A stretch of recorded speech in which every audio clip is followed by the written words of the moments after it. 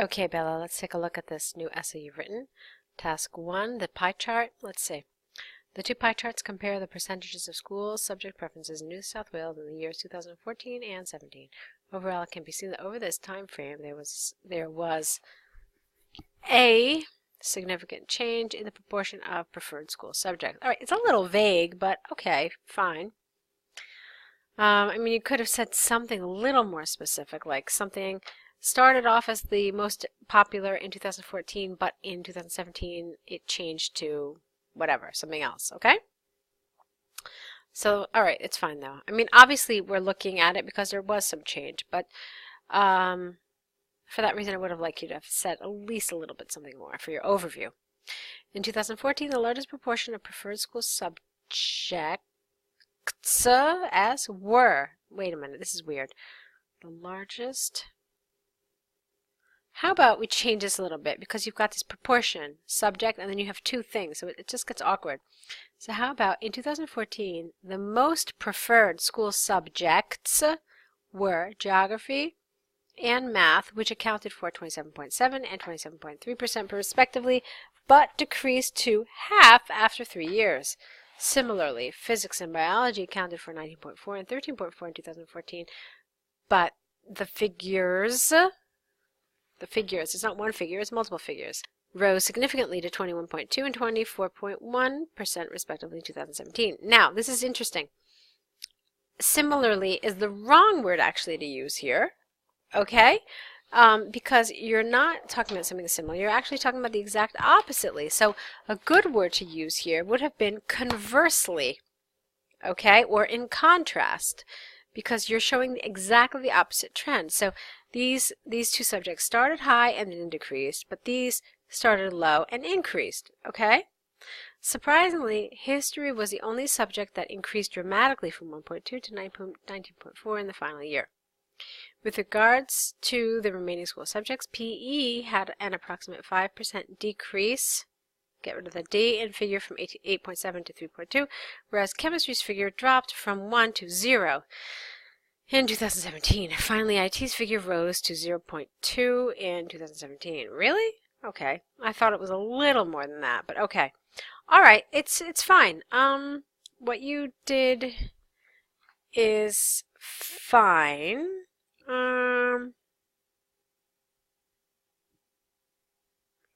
Yeah, it's fine. I'm trying to figure out the way you organized your answer. So you had the biggest decrease, and then you had the biggest increase, and then you had, again, this enormous increase. Then here you had a kind of so-so decrease and a so-so decrease and then a so-so increase. So I guess you went to the big changes and then you went to the little changes.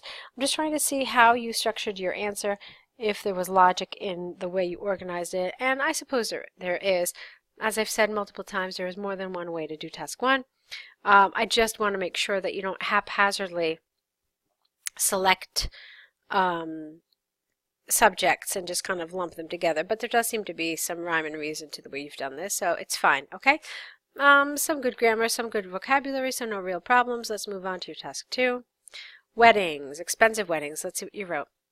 The issue of whether weddings are worth spending money on or not has grown in importance over the years. This essay will discuss both sides using examples from Yale University and Philippine government to demonstrate points and prove arguments. Okay, hold on a minute. Look what the question asks you. Do the benefits of this outweigh the disadvantages? So it's your job really to answer this question in your introduction. If you don't believe me, let me show you why. Okay, Bella, so what I've brought up for you is the public version of the writing task 2 band descriptors, okay? And if you can see here, we're looking at task achievement, band 7, says that you need to present a clear position throughout the response. What does throughout mean? Because it's your key word here. It means from the beginning to the end. So, how do you make your position clear from the beginning to the end? You make it clear by answering whatever the prompt is, whatever the question is, in your introduction. Okay? And then you must have appropriate structure throughout your essay to make sure that that is all consistent. All right? So, it's for this reason that I say you really should answer the question, whatever it is, okay, in your introduction. All right, so that's what's missing here. And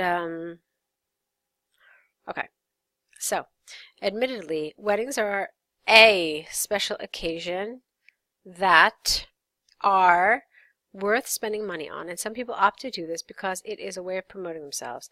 This approach is for couples in the entertainment industry. A way, not as a way. This approach is for couples in the entertainment industry a way of attracting producers, gaining projects, and eventually helping them earn more money.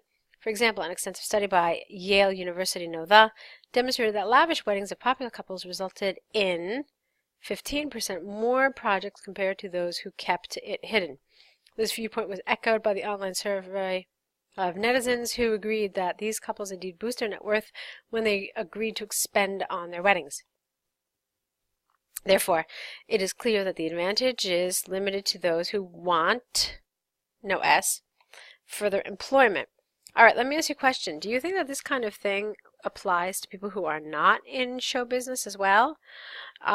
I mean, is there some point to be made for regular people who are in industries where they do need to make an impression, where they do need to impress colleagues or potential clients and so forth? So maybe you could have extended this and said not only, I mean, this is just an example, but there are other types of people, like maybe people in business, okay? So maybe people in the stock market, they also need to make a show of success, and so they too might take this route. Okay, so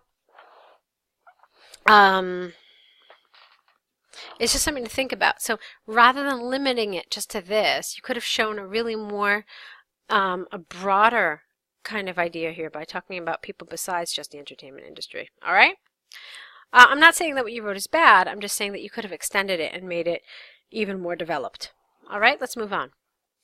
Despite the advantage above, okay, more people could face serious drawbacks, plural, from spending more on their weddings. One problem is that it might lead to debt if finances are mishandled.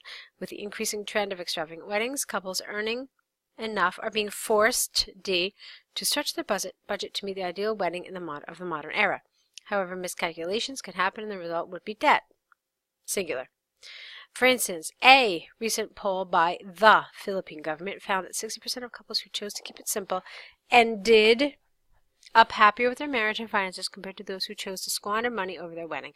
Consequently, it is possible to state beyond doubt that the largest drawback is the possibility of debts. To conclude, the advantages of spending money on weddings is invaluable to some individuals. However, finances should be handled properly so they will not turn into a liability. Therefore, the cons are greater than the pros. Okay. Do the benefits outweigh the disadvantages? Let's talk about this because you mentioned it at some point. You said here the advantage. Okay. Now, what does that mean? You really essentially talked about one advantage and essentially about one disadvantage. Okay, so you talked about debt and you talked about basically self-promotion. But what does the essay ask you to talk about?